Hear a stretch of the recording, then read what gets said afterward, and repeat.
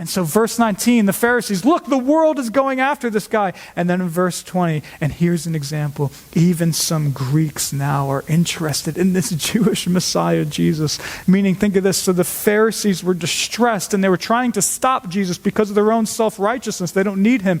But when all is said and done, they couldn't stop him. Self-righteousness will not stop this Jesus by being embraced by his true disciples and by his true disciples all over the world. Which means finally for us, as we start to come to a close this morning, church, that is finally where this passage leads us. And that is one final place where this does apply to you and me and even to our world. And this is both an encouragement, but also perhaps a challenge. And it's really where our passage comes full circle. Because it's true here in this passage, right? At the beginning, Jesus enters on the scene. He receives praise, but praise from people who don't really get it. Right? Praise from people who don't get it. That still happens today with people. People who think they, accept, or they think they like Jesus in certain ways. They don't mind Jesus, but they don't really get what he's about. They don't really get the gospel.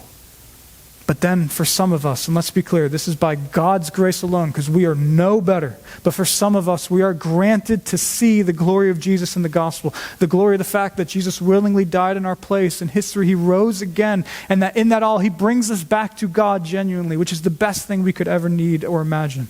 So many of us see that glory, and we do trust and love Jesus. But still, there's opposition to Jesus.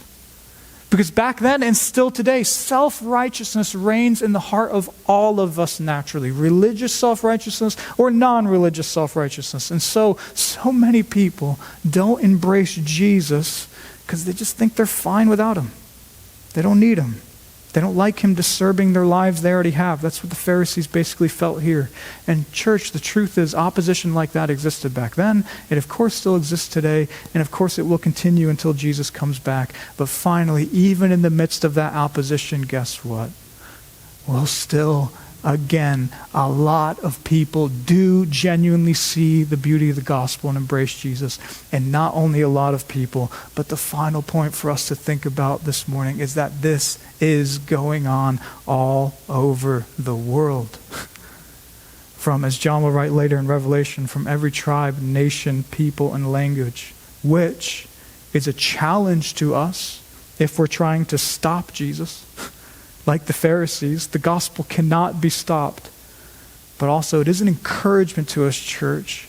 If for some reason you're somebody who's nervous and thinks that Jesus isn't being honored and glorified in this world.